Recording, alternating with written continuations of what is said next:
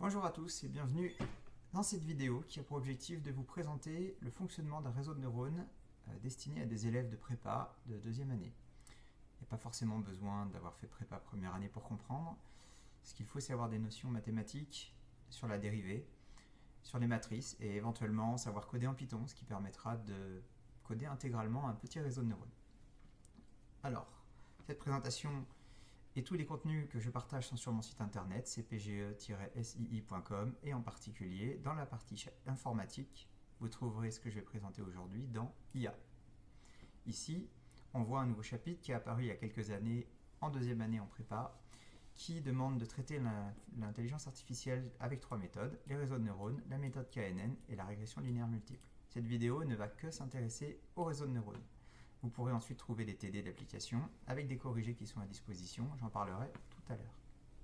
Le cours que je vais vous présenter se base sur l'épreuve CCINP PSI modélisation de 2024, dans laquelle a été abordé, dans la dernière partie, un réseau de neurones, dans lequel j'ai récupéré des images, vous verrez la contextualisation, les données, le réseau de neurones, le fonctionnement, et puis, le sujet étant assez succinct, j'ai voulu dans une présentation faire en sorte que l'on puisse complètement comprendre ce qui se passe et même le programmer soi-même. C'est donc parti pour un cours qui est disponible ici sur mon site en PDF et en version PowerPoint qui risque d'évoluer s'il y a quelques mises à jour et que je vais donc ouvrir de ce pas. Voilà. Alors,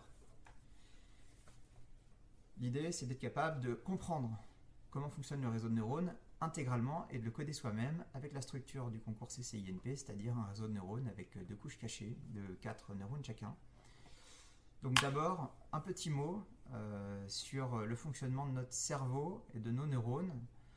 Les neurones, alors je ne suis pas un spécialiste dans ce domaine, mais nos neurones vont avoir des signaux électriques qui rentrent, qui vont être traités et qui vont, à partir d'une grande quantité de signaux différents qui rentrent, ils vont être capables de renvoyer un signal qui va alimenter un autre neurone. Et donc la sortie d'un neurone va finalement être connectée à d'autres neurones. Et ça, en très très très grande quantité. Numériquement, on représente un neurone qu'on appelle le perceptron par un outil informatique qui est représenté ici.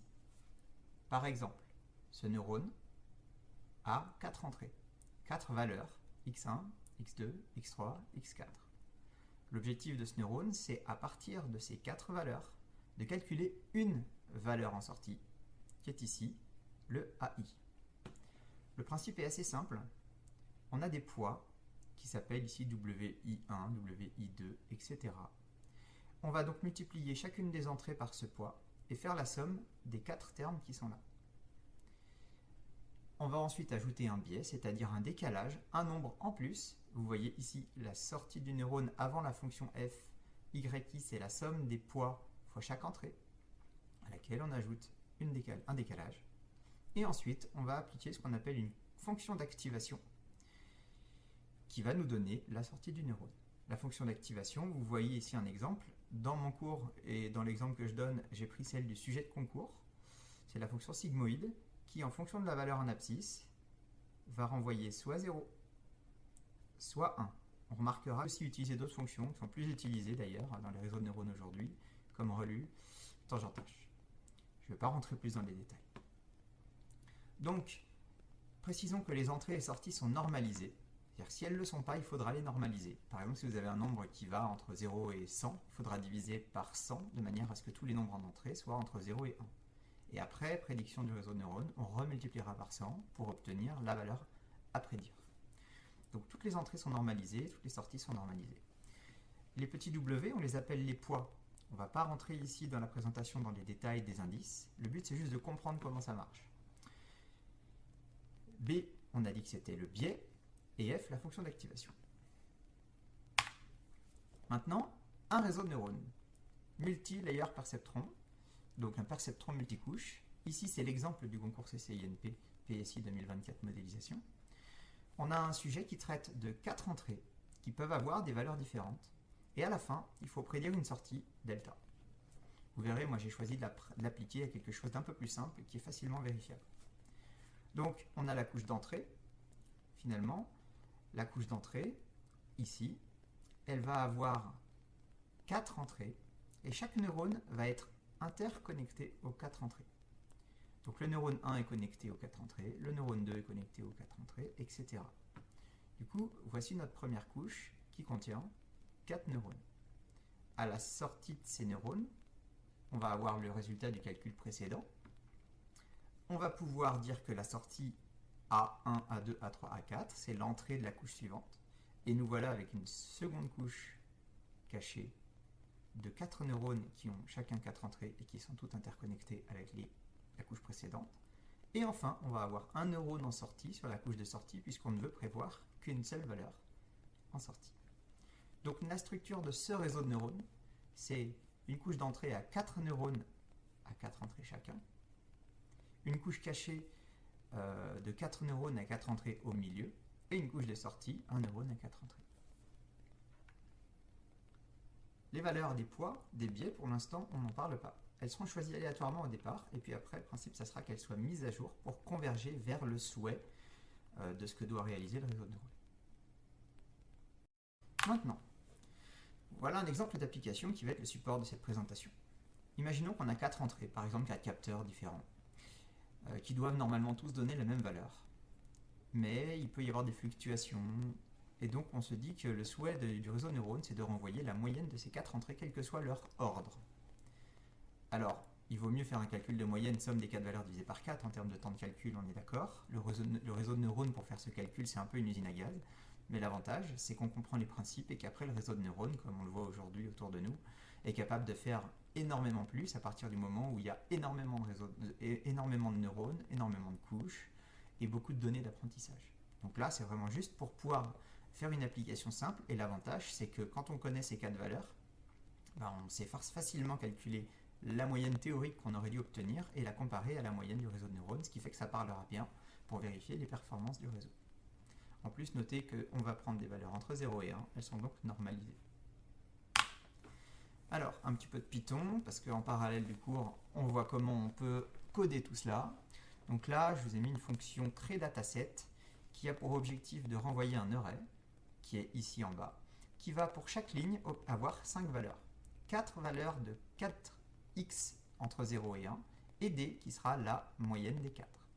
Donc quand on applique cette fonction et qu'on crée données, données va contenir un tableau array avec plein d'exemples qui sont à chaque fois une ligne égale un exemple avec les 4 données d'entrée et la donnée de sortie théorique, celle qu'on souhaite obtenir par le réseau de neurones et qu'on est parfaitement capable de calculer.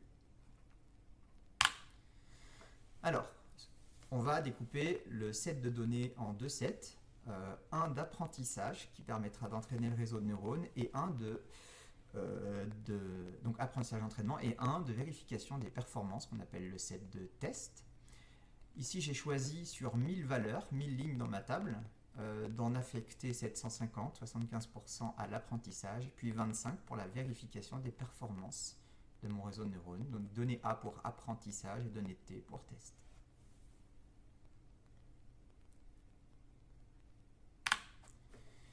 Alors, l'idée pour passer au calcul et à l'entraînement, ça va être d'abord de programmer le réseau de neurones, c'est-à-dire que quand on lui donne un vecteur, ça sera un array sous Python, un vecteur de 4 valeurs, on veut qu'il soit capable de nous renvoyer la valeur delta.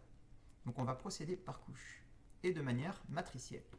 Autrement dit, si on va dans le détail, et vous retrouverez ça dans le TD que j'ai mis à disposition sur mon site, donc je ne souhaite pas ici développer tous les calculs, c'est pour ça que l'une des bases c'est de savoir faire un petit peu de calcul matriciel. Mais on peut montrer que les sorties A1, A2, A3 et A4 de la première couche vont se calculer ici par la fonction d'activation des 4 données qui sortent juste des neurones, les Y qu'on a vu précédemment, et ces Y, ça va être la somme des oméga, des petits W, multipliés par chacune des entrées, plus un B. Donc finalement, on est capable de représenter la première couche par une matrice 4-4 qui contient les 16 poids qui sont sur les 16 branches qui relient chacune des 4 entrées à chacun des 4 neurones et les 4 biais. On obtient donc le grand Y1, qui est le vecteur à l'intérieur de f ici. Et puis, on a A1, la sortie, qui va être égale à f de Y1, le vecteur de sortie de la couche. À noter, chose très intéressante, d'abord que X1, qui est écrit ici, c'est évidemment le vecteur X des entrées de notre problème. Et ensuite, le vecteur A1, qui va être la sortie de la première couche, sera le vecteur X2, entrée de la seconde couche. Donc, à la page suivante, on va voir apparaître un X2 qui va être l'entrée de la couche, qui va être égal à A1. Voilà. Donc, pour la seconde couche, les entrées, c'est le vecteur A1 qu'on a trouvé précédemment, qui va être égal donc à X2, l'entrée de la couche. Et de la même manière que précédemment, on va pouvoir calculer les sorties de la seconde couche par le même calcul matriciel, mais cette fois-ci avec une nouvelle matrice des poids, une nouvelle matrice des biais. Je l'appelle matrice, même si c'est un vecteur. Et la sortie de cette deuxième couche va être l'entrée de la troisième couche. Pour la couche de sortie, donc comme je viens de le dire, l'entrée de la couche, c'est la sortie de la couche précédente. Et on va pouvoir calculer delta. J'ai mis entre crochets pour respecter la notation vectorielle, mais en réalité, c'est la valeur de delta qui va nous intéresser. C'est un nombre. Il va être calculé par un produit matriciel, mais cette fois-ci un peu plus simple, puisqu'on n'a qu'un seul neurone, et donc ça va être la somme des entrées fois les poids, plus le biais directement. Et donc notre sortie à 3, c'est delta. Maintenant, ce qu'on appelle l'inférence, c'est le fait de donner les 4 entrées et d'être capable, grâce au réseau de neurones, de calculer une sortie. Attention, je n'ai pas encore dit la bonne sortie, juste de calculer une sortie. C'est-à-dire que si on propose les matrices W et B, on est capable de faire ce calcul. Et donc, en reprenant les 3 pages précédentes, on peut montrer assez facilement que la valeur de sortie, par inférence, se calcule comme la fonction d'activation f du produit de la matrice de la couche 3 fois f de, etc., etc. Et vous voyez en couleur apparaître les 3 matrices des poids et les 3 matrices des biais. On fait donc apparaître ces matrices dont je vais parler juste après. Le réseau de neurones, finalement, ça n'est que la connaissance de ce que vous avez sous les yeux. On a 16 valeurs pour oméga grand W1, 16 valeurs pour grand W2, 4 valeurs pour grand W3, et puis 4 valeurs pour B1, 4 valeurs pour B2 et une valeur pour B3. Il suffit de connaître les poids et les biais pour recréer le réseau, et s'il a été entraîné, eh bien, pour avoir un réseau qui fonctionne. Donc la connaissance de toutes ces petites valeurs, dans plein de vidéos en ligne, quand on regarde l'IA, il parle de tiny numbers. Un réseau de neurones, ça n'est que ces nombres qui ont été bien déterminés pour prévoir une sortie. Alors, le principe, ça va être au départ de créer ces matrices. On ne rentrera pas dans les détails des dimensions, mais il faut faire attention à leurs dimensions. On va créer ces matrices de manière aléatoire. Voilà ici l'initialisation. On crée les 6 matrices avec des nombres aléatoires. Ça veut dire qu'on peut faire de l'inférence, mais ça va prévoir quelque chose qui n'a pas du tout de lien avec la moyenne des 4 entrées, pour l'instant.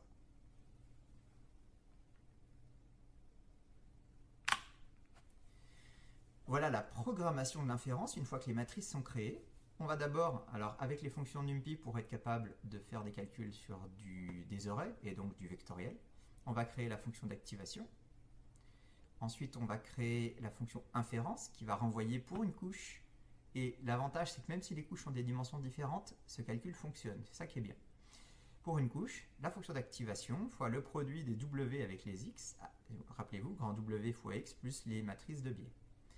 Donc ça va faire l'inférence pour une couche. Si X est le vecteur d'entrée d'une couche, alors ça va nous renvoyer le vecteur de sortie de la couche.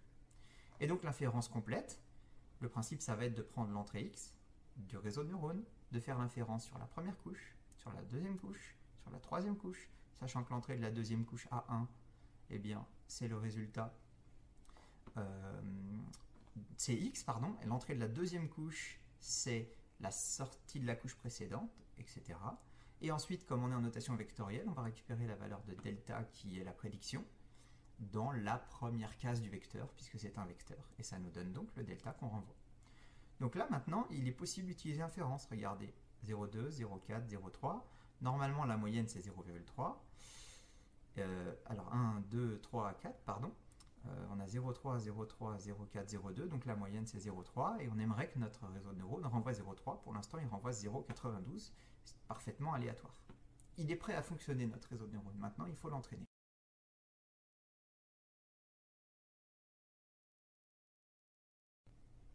Alors, le principe de l'entraînement par rétropropagation.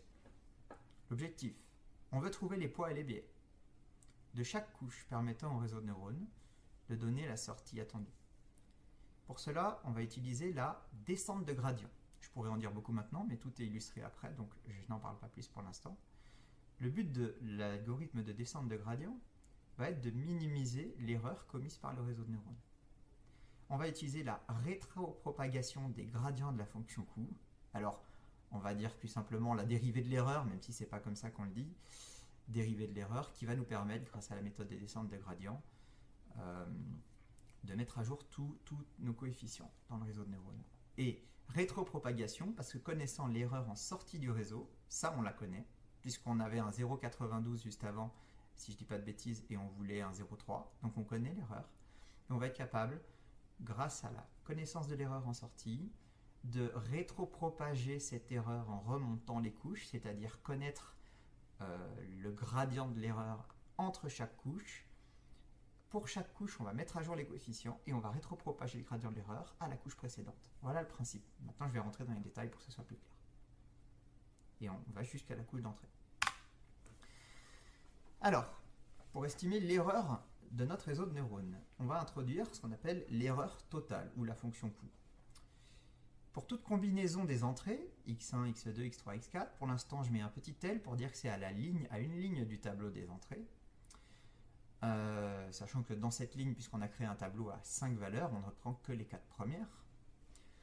Eh bien, l'erreur totale, ça va être la moyenne de la somme des écarts au carré entre les valeurs obtenues par le réseau de neurones et les valeurs que l'on souhaitait obtenir. Autrement dit, pour chaque ligne, l'erreur associée à cette ligne dans les données, ça va se calculer comme le delta que l'on a obtenu, imaginons 0,92, moins le delta que l'on souhaitait, par exemple 0,3, au carré. Donc finalement, ça c'est la participation qu'il faudrait diviser par n de l'erreur totale à l'erreur totale de chaque ligne de nos données. L'objectif c'est de minimiser L-tot, l'erreur totale, c'est-à-dire que pour l'ensemble des données, toutes les erreurs doivent être minimales. Ça revient à réduire les erreurs pour chaque ligne sur l'ensemble des données. Oui, parce qu'on fait une somme de nombres positifs. Du coup, plus ils seront petits, et mieux ce sera.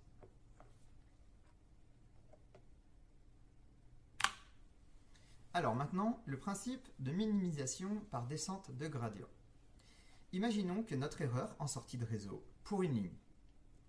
Cette erreur, on puisse exprimer toutes les dérivées de cette erreur, qui est tout seul un nombre qu'on connaît, toutes les dérivées de cette erreur par rapport à tous les coefficients de notre réseau de neurones, les oméga et les b, donc les poids et les biais. Imaginons par exemple que la courbe qui est à droite ici, ça soit la dérivée de l'erreur en sortie du réseau de neurones pour l'un des poids, par exemple. La dérivée x, ça serait un des poids. Parce qu'en fait, il faut bien voir qu'on va utiliser ça pour chacun des poids et chacun des biais. Donc si ça c'est la courbe de la dérivée de l'erreur en sortie pour un poids, ce qui est intéressant, c'est de remarquer qu'on va pouvoir utiliser cette dérivée de l'erreur. La dérivée, je vous rappelle si vous ne le saviez pas, mais je pense que si vous regardez cette vidéo avec ce que j'ai dit au début, c'est la pente ici de la flèche noire que j'ai dessinée. C'est-à-dire que là, la dérivée est positive, puisque quand on va vers la droite, ça monte. Là, la dérivée est positive, la flèche rouge, la flèche verte aussi, et la flèche violette négative. Eh bien, quand on connaît cette dérivée, plus la dérivée est grande, plus il y a de la pente. Et donc, nous, on veut revenir à l'endroit où on minimise l'erreur. Le principe, ça va être de calculer l'erreur en x0, de dériver cette erreur et de se déplacer à l'opposé de la dérivée, Autrement dit, la dérivée est positive, on revient à gauche. La dérivée est positive, on revient à gauche. Ici pareil, ici la dérivée est négative, on revient à droite. Et plus il va y avoir de pentes, plus on va se permettre de faire un grand pas. dx0 est plus grand que dx1, puisque la pente est plus faible ici. Après, on regardera comment ça se traduit avec un peu de calcul. Il y a des vidéos qui parlent de cette méthode de descente de gradient de manière assez intéressante, en se disant qu'il faut imaginer être dans une chaîne de montagne et qu'on cherche le minimum, le point le plus bas. À tâtons, on ne la voit pas, la chaîne de montagne, elle est devant nous. Et donc l'idée, ça va être que plus la pente est grande, plus on va se déplacer, parce qu'on sait qu'on cherche un endroit où la pente va être très faible. Et il faut faire des petits pas dans la bonne direction. Chaque fois qu'on sent que ça descend dans un sens, on fait un petit pas dans cette direction-là. Et on avance jusqu'à ce qu'on soit arrivé au plus bas. Le problème de cette méthode, c'est qu'elle va, selon les conditions initiales, converger vers un minimum local. Ça veut dire que ce n'est pas forcément la solution optimale qu'on obtient sur notre réseau de neurones. C'est une solution qui minimise l'erreur de manière locale. Vous voyez ici, sur la même courbe, si je pars un petit peu à gauche du dôme, je vais finir par descendre jusqu'au minimum là. Si je pars un petit peu à droite, je vais descendre jusqu'au minimum là. Le taux d'apprentissage, c'est finalement le pas, la taille du pas. Si on fait des très petits pas, on a beaucoup plus de chances de trouver un minimum que si on en fait des grands.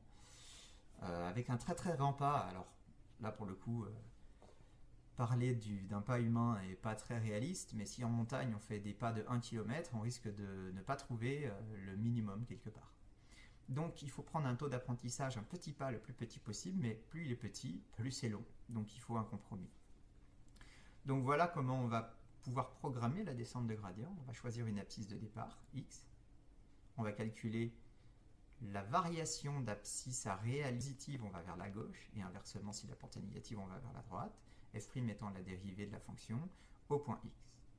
On va alors faire évoluer x de dx, c'est le dx0, dx1, dx2, puis dx3 vers la droite. Et on va itérer tant que dx est plus grand que epsilon. On va en gros choisir d'avancer jusqu'à ce que notre pas soit tellement petit que ça ne serve plus à grand chose de se déplacer. Voilà, dans le code, je donne la valeur de alpha. C'est un compromis à trouver en fonction des problèmes. Alors maintenant, pour chaque couche, on va appeler L l'erreur en sortie du réseau pour la ligne L des données. J'ai enlevé le petit l, parce qu'avant c'était écrit grand L avec un petit l. C'est pour simplifier les notations. Donc pour chaque couche, grand L est l'erreur en sortie pour cette ligne. Et on va supposer connaître, parce que vous allez voir qu'on va pouvoir les avoir. Si on connaît les dérivées de l'erreur en sortie du réseau, pour chacun des poids et pour chacun des biais de la couche concernée, alors on aura la possibilité de mettre à jour les coefficients de poids et de biais par un petit pas avec la descente de gradient pour diminuer l'erreur en sortie due à ces coefficients. On va procéder ainsi. Chaque petit coefficient de la couche va être égal à lui-même moins le taux d'apprentissage fois la dérivée de l'erreur par rapport à ce coefficient que l'on connaît. Alors vous verrez, il y a des formules, je ne vais pas les développer dans le cours, elles sont dans le TD. Il y a des formules qui permettent de calculer ces dérivées-là. Du coup, si on connaît ces dérivées, on verra comment, on peut pour chaque couche faire un petit pas dans le bon sens pour chacun des coefficients qui définissent cette couche. Lorsque l'on réalise cette procédure sur toutes les couches et pour toutes les données d'entraînement, on parle d'un époque. Autrement dit, mais je résumerai ça dans une belle image à la fin, on lui donne les 750 données d'entrée, on lui fait faire la mise à jour de tous les coefficients du réseau pour ces 750, ça s'appelle un époque. C'est donc un petit pas vers la bonne solution, ou en tout cas une bonne solution, puisqu'on a vu que c'était un minimum local. Et on va ensuite répéter ça de manière itérative et calculer à chaque époque l'erreur globale. Et on va regarder comment évolue cette erreur et elle va diminuer jusqu'à converger vers une valeur constante. Et là, on pourra arrêter et le réseau de neurones aura convergé. Voilà, je viens donc de dire ce qui est la dernière phrase. On reproduit alors cette procédure de manière itérative jusqu'à obtenir convergence vers un minimum de l'erreur totale LTOT du réseau. Un minimum, pas forcément le meilleur minimum. Pour chaque couche, en supprimant l'indice associé, c'est-à-dire que si vous vous souvenez tout à l'heure dans les notations, j'avais des indices pour les couches en haut, des oméga, etc. Mais je vais simplifier un petit peu les choses. À partir de la connaissance des formules de chaque couche, c'est-à-dire que la sortie c'est f de y, et y c'est la somme des oméga i, xi plus bi, on montre que, et les démonstrations sont dans le TD, dans le corrigé du TD, on peut connaître les dérivés par rapport au biais et les dérivés par rapport au poids par les dérivés par rapport à la sortie. On ne connaît que celle de la sortie du réseau de neurones. Ici, c'est la sortie de la couche. Mais vous allez voir que par rétropropagation, on va être capable d'aller estimer les d rond L sur d rond AI. Et donc, c'est quelque chose qu'on connaîtra. Et f' de y, c'est quelque chose qu'on pourra calculer. Donc, finalement, on va être capable d'aller calculer les dérivés par rapport au biais et au poids de la fonction coût, ce qui nous permettra de faire les mises à jour des coefficients pour chaque couche. Par ailleurs, on va être capable de calculer la dérivée de l'erreur en sortie du réseau par rapport aux données d'entrée de la couche. Et ça, c'est fantastique. Pourquoi? Parce que connaissant la dérivée par rapport aux sorties, et c'est le cas de la dernière couche, on va être capable d'aller calculer la dérivée par rapport aux entrées, qui sera la sortie de la couche précédente. Et du coup, en réappliquant cette formule, on pourra trouver les dérivés par rapport à la couche précédente, etc. Et donc, on va être capable d'aller finalement calculer toutes les dérivées par rapport à tous les coefficients pour mettre à jour notre réseau de neurones jusqu'à la couche d'entrée, depuis la couche de sortie. Il y a juste une exception à la couche de sortie, puisque c'est un nombre, la dérivée de l'erreur par rapport à la sortie va simplement s'exprimer, et vous pourrez regarder les formules pour le vérifier, va simplement s'exprimer sous la forme d'un 2, delta L moins delta opt, c'est-à-dire, alors c'est la dérivée d'une fonction au carré, et puis la sortie, c'était, avec la formule, c'était a égale f de y. Je ne vais pas rentrer dans le détail là, mais on va pouvoir calculer, par exemple, dans l'exemple que j'ai donné tout à l'heure, 2 fois 0,92 moins 0,3.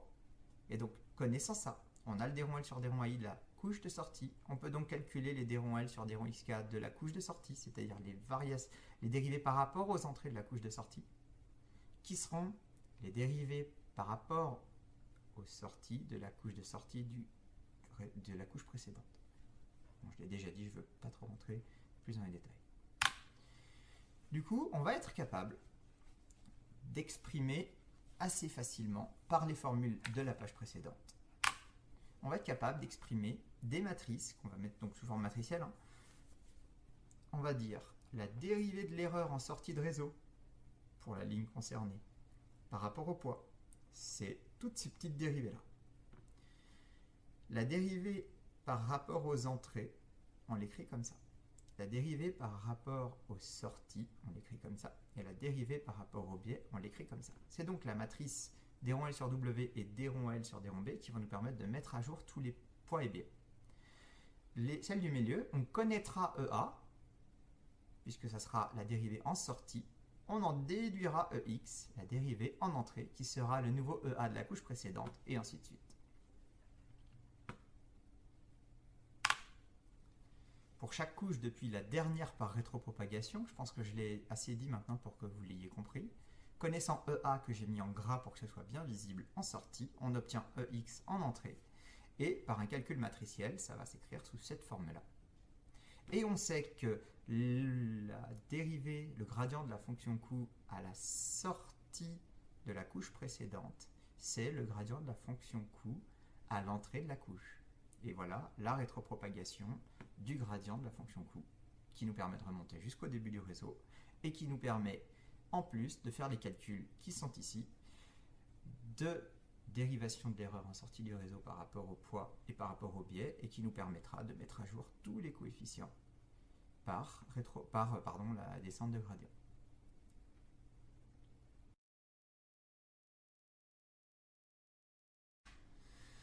Allez, un bilan, un résumé de ce qu'on vient de voir.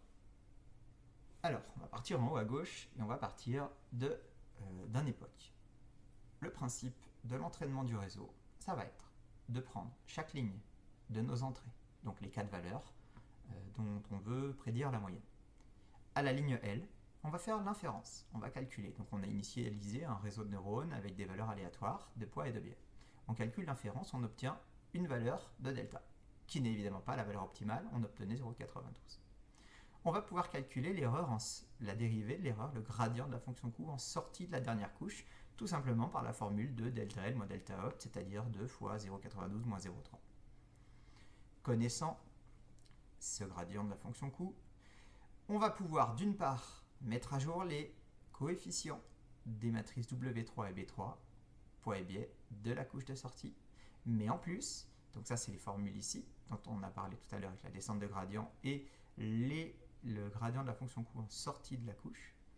Et on va en plus pouvoir prévoir le gradient de la fonction coût en entrée de cette couche, ici, qui va être EX3, et qui va être le gradient de la fonction coût en sortie de la couche précédente. Connaissant EA2, on va pouvoir mettre à jour oméga 2 B2, prévoir le gradient de la fonction coût en entrée de cette couche, qui va être le gradient de la fonction coût en sortie de la couche précédente, qui va nous permettre de mettre à jour oméga 1 et B1, et le gradient de la fonction coût en entrée qu'on pourrait calculer ne nous servira à rien.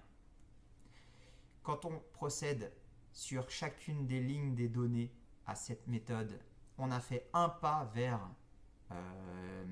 un réseau de neurones qui marche mieux. Et quand on répète itérativement cette procédure qui s'appelle un époque, on répète itérativement jusqu'à ce que l'erreur globale converge, eh bien on obtient une LTOT minimale. Alors c'est pas la plus petite qu'on puisse trouver, mais c'en est une en tout cas, et le réseau est entraîné et prêt à fonctionner. Un peu de Python maintenant. Ici, vous voyez la fonction de rétropropagation qui va prendre pour une couche le vecteur d'entrée, la matrice des poids, des biais, l'estimation du gradient en sortie et le pas, taux d'apprentissage. On va pouvoir calculer la sortie y égale le produit w fois x plus b. Ce qui serait presque une inférence couche, mais pas tout à fait, puisqu'il n'y a pas la fonction d'activation. À partir de là, on a créé, je ne vous l'ai pas montré, elle est là, la fonction f' qui est la dérivée de la fonction f d'activation, puisqu'on fait apparaître des f' dans nos formules. Si vous regardez bien ici, il y avait un f', ici il y avait un f'. On va pouvoir calculer d'une part le gradient de la matrice gradient de la fonction coût vis-à-vis des poids et d'autre part vis-à-vis des biais, par des petits calculs assez simples. On va ensuite faire un pas dans le bon sens par rétropropagation en enlevant alpha fois la dérivée. Et ça se fait sur tous les coefficients en même temps. C'est-à-dire là, ça met à jour 16 coefficients pour la couche, par exemple, qui a une matrice 4,4. On met à jour tous les coefficients de biais ici. Et on calcule le gradient de l'erreur en entrée qu'on va renvoyer et qui sera le gradient de l'erreur en sortie de la couche précédente. Voilà pour la rétropropagation sur une couche.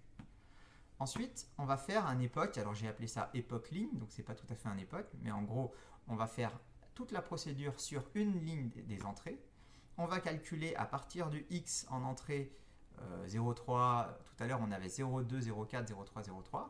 On va lui faire calculer par inférence la valeur de delta, qui est A3, la sortie. On a le delta opt, donc on va être capable de calculer le gradient de la fonction coût en sortie du réseau en faisant 2A3 moins delta opt. Et ensuite, par rétropropagation, chacune des lignes ici va pouvoir prévoir l'erreur, le gradient de l'erreur en entrée de la couche, qui sera utilisé, regardez bien, comme gradient de l'erreur en sortie de la couche précédente. Enfin, sortie égale entrée, bref.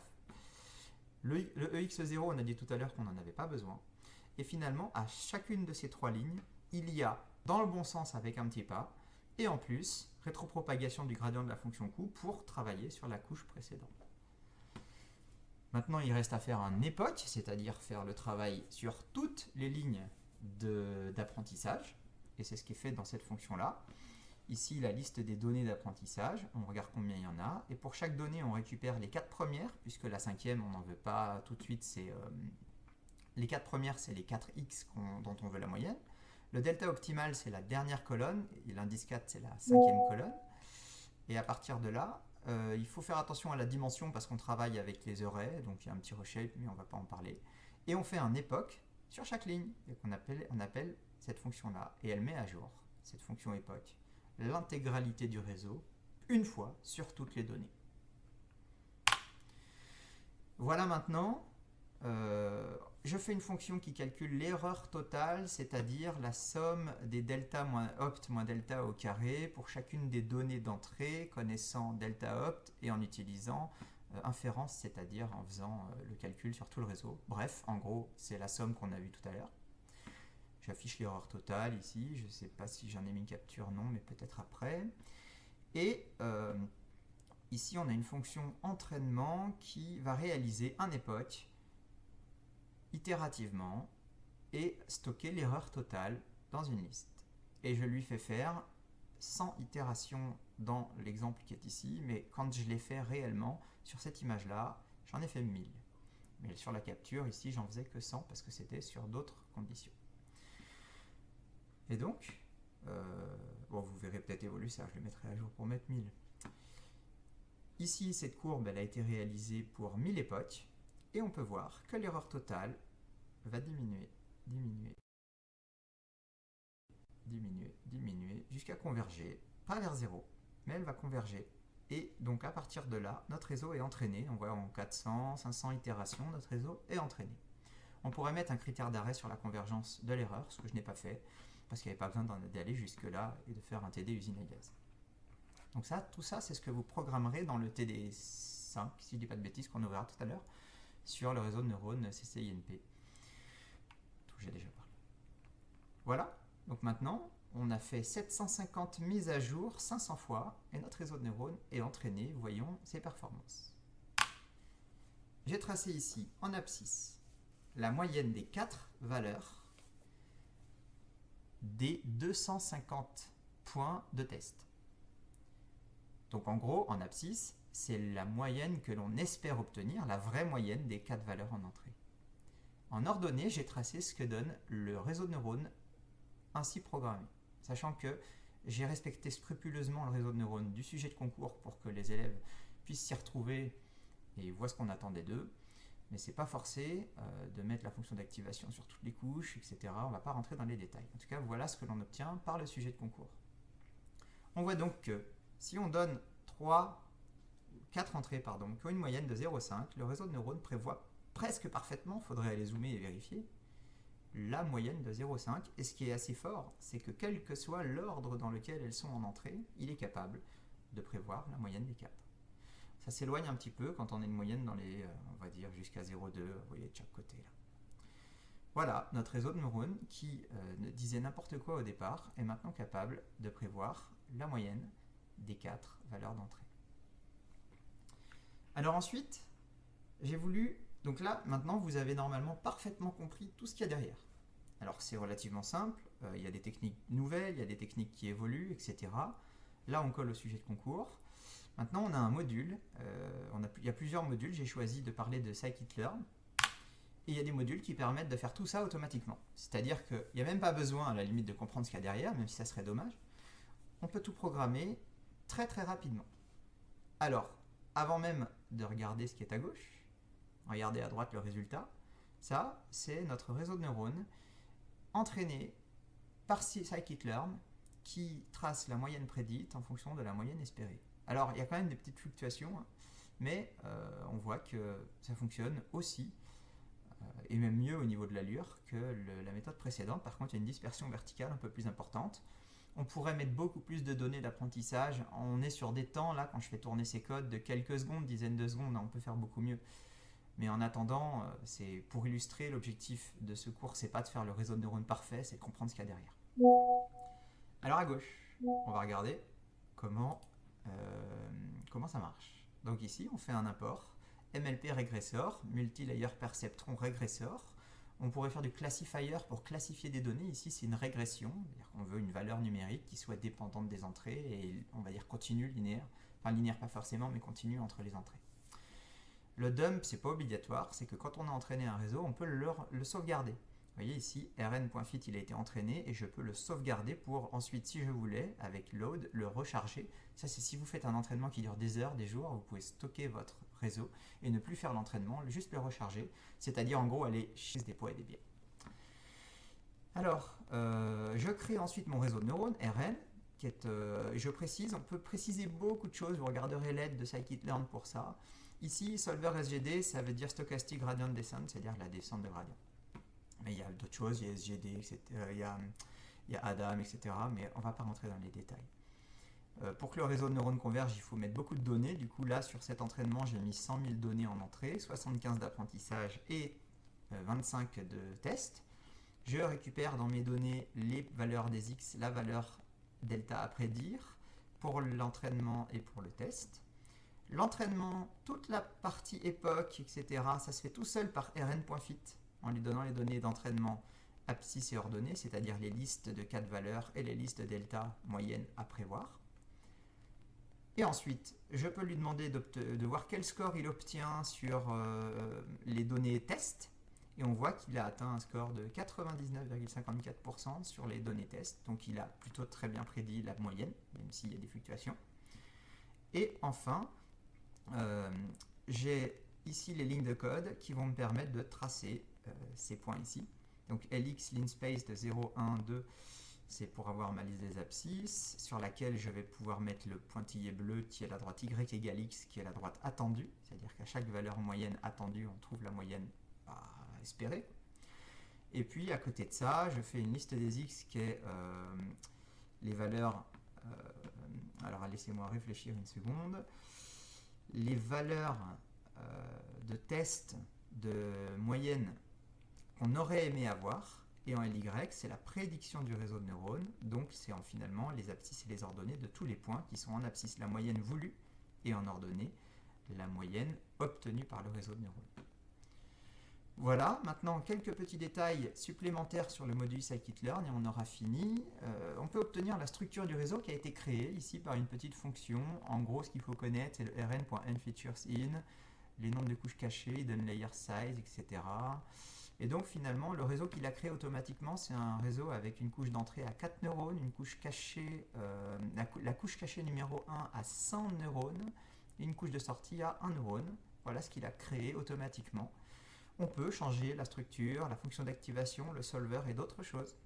Pour ça, on va par exemple dans les parenthèses de la création du réseau neurone lui dire le solver. Ici, je garde SGD, vous l'aviez déjà vu tout à l'heure. On peut lui demander les hidden layer size, donc les couches cachées. Là, ça n'en mettra qu'une de 4 neurones, mais si on met une virgule et qu'on met un deuxième 4, ça en fera 2 de 4 neurones. On peut changer la fonction d'activation, qui ici est laissée en logistique sur la fonction qu'on a utilisée dans cette présentation. Pour le reste, on va aller jeter un œil sur le site de scikit-learn, et puis là, évidemment, vous retrouverez tout ce qu'il faut pour aller beaucoup plus loin. Maintenant, il me reste à présenter les TD que vous pourrez réaliser. Donc pour ça, on va aller, je les ai déjà préparés sur les fichiers PDF. Donc je vais commencer par le TD5, qui est à mon avis le TD le mieux pour mettre en application le cours que vous venez de voir, qui est inspiré du concours CCINP PSI Modélisation 2024. J'ai gardé en première page et deuxième page les données du sujet pour ne pas trop... pour montrer aux élèves qu'on traite le sujet de concours, même si on le traite plus dans le détail et qu'on comprend vraiment tout en faisant ce qu'on fait là. Mais après, je l'applique dans la fin du TD à la moyenne. Donc c'est ce que je dis en rouge, à la fin du sujet, on appliquera le réseau de neurones dans un contexte différent qui est la moyenne de 4 capteurs en entrée. Donc je mets un lien vers le cours que vous venez de voir. On parle de d'IA, du perceptron, de la fonction d'activation, la phase d'inférence, ensuite la rétropropagation avec les explications dont je viens de vous parler, les démonstrations des formules qu'on utilise pour à la fois mettre à jour poids et biais et pour trouver pour rétropropager le gradient de l'erreur de la sortie vers l'entrée de chaque couche, en passage sous forme matricielle. On crée les fonctions qui permettent d'entraîner le réseau, et puis après, on calcule l'erreur totale, on regarde que ça converge, même si ça ne converge pas sur les données du concours parce qu'il n'y en a pas assez. On applique ça ensuite à la température, à une donnée de température, c'est-à-dire une moyenne de 4 capteurs de température, en normalisant les données. Et puis après, on utilise scikit-learn pour faire la même chose, pour vraiment être complet et savoir intégralement traiter le réseau de neurones en ayant compris ce qu'il y a derrière et en le créant soi-même pour pouvoir aller faire plein d'applications. Ensuite, quelques petits TD intéressants. Dans ce TD intelligence artificielle, l'idée c'est d'aller reconnaître automatiquement des images de chiffres de 0 à 9 et d'en déduire les chiffres numériques à partir des chiffres manuscrits. Ce TD est assez long, Je le fais faire aux élèves quand on le fait à partir de l'exercice 5 et je leur donne à faire à la maison les exercices précédents.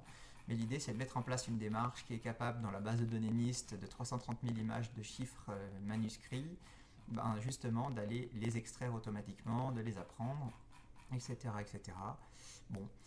Et l'idée, c'est qu'après, on programme le réseau de neurones, on vérifie ses performances, et pour l'avoir fait tourner sur les 334 124 images, en comparant deux méthodes, le réseau de neurones et la méthode KNN des cas plus proches voisins, on obtient des performances relativement similaires des deux réseaux. Ils arrivent à reconnaître la suite des chiffres de 0 à 9.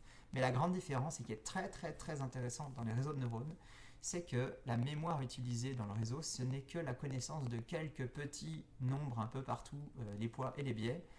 Le modèle qui permet de prévoir avec un réseau de neurones quel est le chiffre, il fait 4 mégaoctets dans l'ordinateur, alors que le modèle entraîné de KNN sur les images, il est de 5 gigaoctets. Du coup, c'est intéressant de voir ce TD, surtout dans sa fin, qui se fait en une demi-heure, une heure, pour comprendre à quel point le réseau de neurones a un intérêt au niveau du poids qu'il peut utiliser par rapport à ce qu'il sait faire. Ensuite, un petit TD d'application de détection de balles qui va être avec un MLP classifier, donc pas un régresseur, mais une classification. L'idée, c'est qu'on va balader un point rouge de différents diamètres à toutes les positions possibles sur une image. Et on va faire apprendre au réseau de neurones toutes ces images. Donc, disons qu'il y a 50 par 50, 2500 images possibles avec une position de balle. Après, je fais une vingtaine de diamètres, donc 2500 x 20 images avec des diamètres différents. Et puis, je fais rentrer ça dans le réseau de neurones. Donc, c'est un TD qui se fait très très vite. À chaque fois, ils sont structurés de la même manière. Je rappelle les fonctions importantes. On entraîne le réseau de neurones et ensuite, on vérifie ses performances. D'abord sur des images tests générées aléatoirement. Et vous voyez que la balle noire qui recouvre la balle rouge a fonctionné, a trouvé la balle rouge. Et puis après, on applique ça sur une image en contexte où on va sélectionner le rouge et puis l'identifier. Alors, on peut très bien faire autrement pour déterminer la position d'une balle rouge. Le centre de gravité des pixels rouges, c'est hyper facile, immédiat, et ça va probablement plus vite, nécessiter moins de calculs que ce qu'on fait là. Mais toujours pareil, si on avait des ordinateurs ultra puissants, avec des mémoires, des centres de calcul comme on est en train d'en créer un peu partout dans le monde, on pourrait apprendre au réseau de neurones sur le même principe des images déjà où les pixels blancs du fond sont juste des pixels aléatoires, mais comme il y a 256 possibilités par pixel pour R, pour G et pour B, c'est-à-dire 256 puissance 3 par pixel, le tout fois 2500, vous imaginez bien le nombre d'images qu'il devrait apprendre si on voulait lui faire apprendre toutes les possibilités de fond avec une balle rouge. Pour chaque position de balle, ça serait 256 fois 256 fois 256 fois 2500, il faudrait 41 000 millions, milliards, trillions, billions, si je ne dis pas de bêtises, d'images juste pour une position de balle. Mais si jamais on pouvait apprendre au réseau de neurones pour chaque position de balle toutes ces images, à la fin, il serait capable de trouver, et pour toutes les couleurs de balles, il trouverait tout sur n'importe quoi, et pour le coup, il serait bien meilleur que d'autres méthodes. Voilà, donc à chaque fois dans ces TD, le principe, c'est vraiment de comprendre comment ça marche. C'est pas forcément d'être le plus optimal possible. On peut faire mieux, mais le but, c'est que ça aille vite, que ça se fasse en 1 ou 2 heures pour certains TD. Ensuite, un petit TD assez sympa de convolution qui permet de faire un rappel aux élèves de deuxième année, puisqu'en première année en informatique du tronc commun, on traite les images et la convolution. Donc l'idée, c'est de passer de l'image de gauche ici à l'image de droite par un réseau de neurones. Donc la convolution, on sait la faire. On a une petite matrice locale autour d'un point, par exemple en dimension 3,3. Et en fonction de 9 pixels en local, on va devoir prévoir si le point central de la nouvelle image est un contour, c'est-à-dire blanc, ou pas un contour, c'est-à-dire noir. Donc le principe de début de TD, c'est d'abord de passer l'image en noir et blanc et de traiter d'abord par convolution comment on transforme ce morceau d'image, c'est 9 pixels, en un contour ou pas. On fait le calcul, 255 c'est blanc, c'est donc un contour.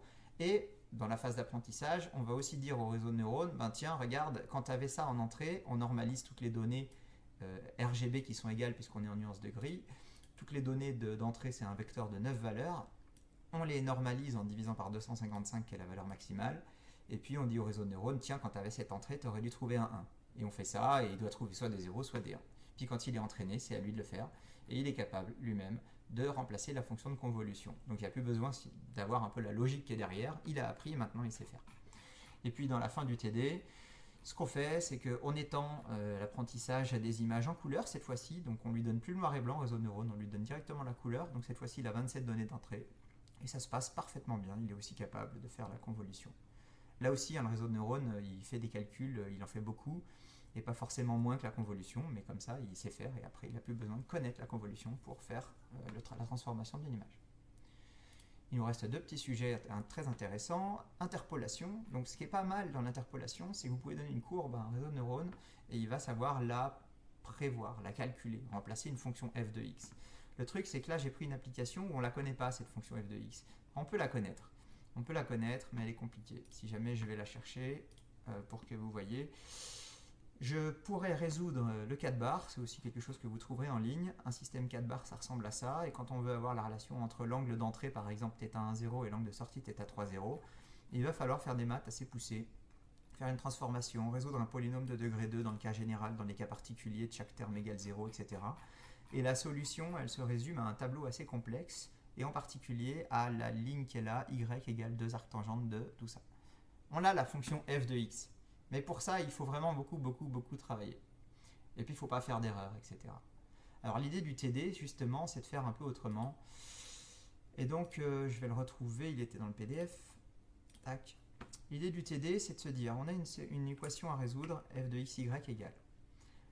En sciences de l'ingénieur, on apprend aux élèves les méthodes de Newton et dichotomie qui consistent à dire, si je connais x, il faut que je résolve l'équation f de y égale 0, et je vais faire ça de manière itérative jusqu'à trouver la valeur de y.